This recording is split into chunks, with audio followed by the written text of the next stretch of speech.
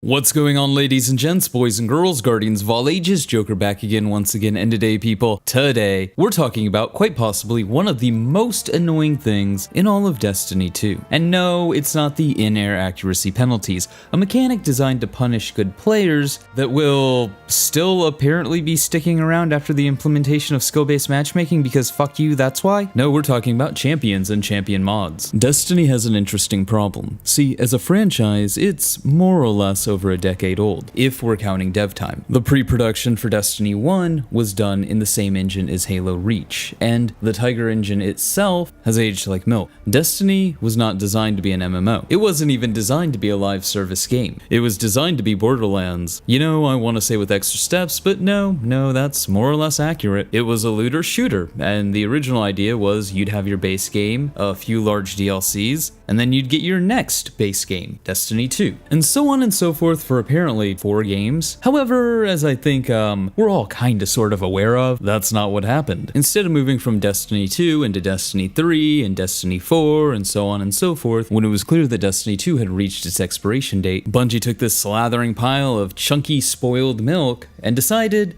maybe, just maybe, we could make cheese out of it. The jury's still out on whether or not that succeeded. Tortured metaphor aside, around Shadowkeep and its development window, Bungie was forced to face a few realities. An aging engine that could not handle the load of being forced to expand a game past its intended parameters. And that's according to Bungie, that's why they have to remove content. They also had to deal with the fact that enemy encounters and behaviors have largely stayed the same outside of raid mechanics for the life of the franchise. They also face the issue of needing to buff and nerf weapons consistently just to change the meta to get players to engage with the loot hamster wheel. So what was Bungie's answers to these compounding issues? Well, sunsetting for both content and weapons at the time, and champions. Now, the reality is these air quote fixes was like trying to put a band-aid on a bullet wound. The sunsetting of in-game content is still one of the most divisive issues around Destiny 2.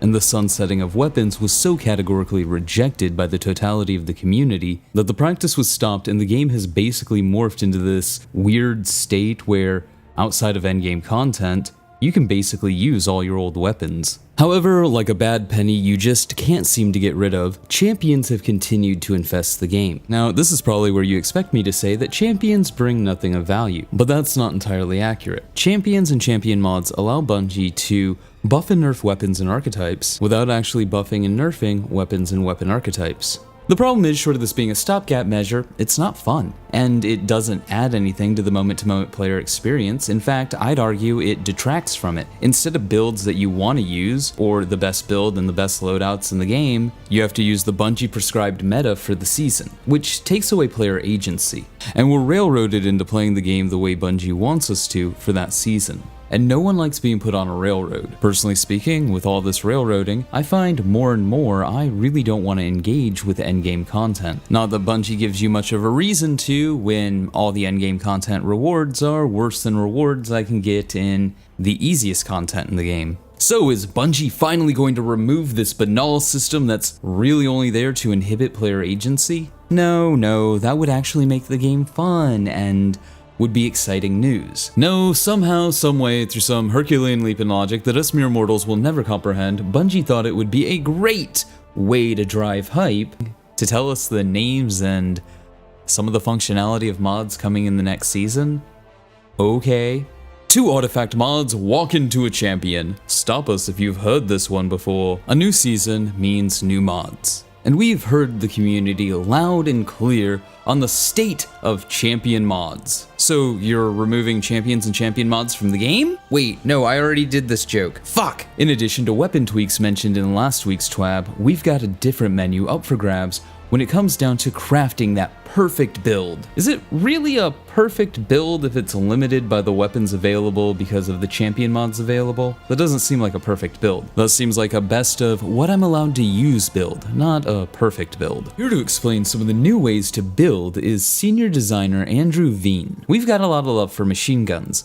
With the weapon meta featuring them heavily with the new season, we have several ways to share that love when crafting that perfect new arc build. With Arc 3.0 being about that rapid fire mayhem, making mods like Holster, Scavenger, and Overload more obtainable and unlocked sooner seems like a great fit. Bungie's giving every machine gun a 500% buff next season? I mean, really, when was the last time a heavy machine gun outside of Xenophage was meta? Thunderlord? Maybe the Black Armory one, but in like PvP and Gambit? There's a trifecta of returning favorites from the Season of the Chosen: Scout Rifle / Sniper Rifle Targeting, Anti-Barrier Sniper, and Sundering Glare. We're excited about these, especially because players have been clamoring for the return of Anti-Barrier Sniper, and the season's meta and encounter types made it the perfect time to add it in. Has it really been over a year-ish since Anti-Barrier Sniper was a thing? Yikes. I guess if you like snipers, you spent over the last year with Bungie saying, ha ha ha ha ha ha ha, go fuck yourself. One of the new mods that we are featuring is Bad Amplitude. We created this particular mod to increase access to Jolt in Season 18, while also giving players a new answer to the age-old question, how can I make champions explode? Was anybody asking that? Anyone? I think most people were like, how can I make champions not as annoying? Hype Train Conductor and Trace Evidence are also new to the artifact, though these two mods will make more sense when you have had some hands-on with Arc 3.0. So here's my problem with things like Bad Amplitude. If I need Bad Amplitude to give me more access to being able to use my subclass correctly, you fucked up creating the subclass. Do not pass go, do not collect $200, you fucked up. That should be part of the subclass. That should be baked in. Everybody should have that kind of access to Jolt, because in Season 19, when it's all said and done, and it's all dust in the wind, and gone and removed, then the builds are totally worthless. Okay, so we have no idea how good or how bad the subclass is, because we're dependent on a mod that comes in and comes out with the tide. I just want to play my class, man. I just want to throw on my class, have the maximum ability to play my class, and have my class be consistent unless something absolutely needs buffed or nerfed without all the guesswork. Oh, are they gonna add a new mod? Is my subclass gonna function without the mod? Who knows? Who's got the mod? What's the mod? When's the mod coming back? For mods that are entirely new, we've got these mods bolded so you can easily spot what's new. Anything not bolded is either based on a previous mod or a reprisal. Bungie then shows a chart, but honestly, it's more or less your standard fare of artifact mods for champions, and old mods and mods that don't have descriptions. Bungie then closes this section out by saying, as with Void and Solar, you will make your own decisions on how you craft your perfect build. Well, no you won't, because you're restricted to the mods. Mods that I've already stated will go away in 3 months, so your build's fucked.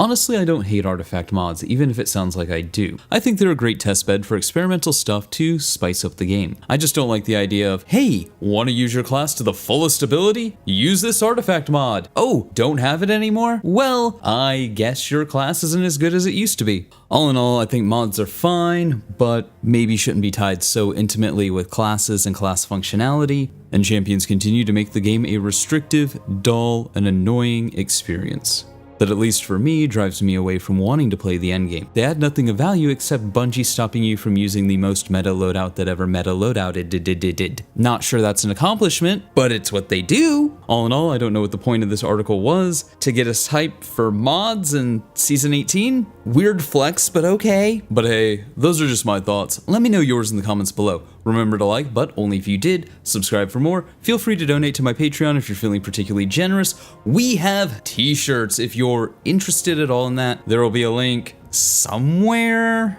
But above all else, stay frosty.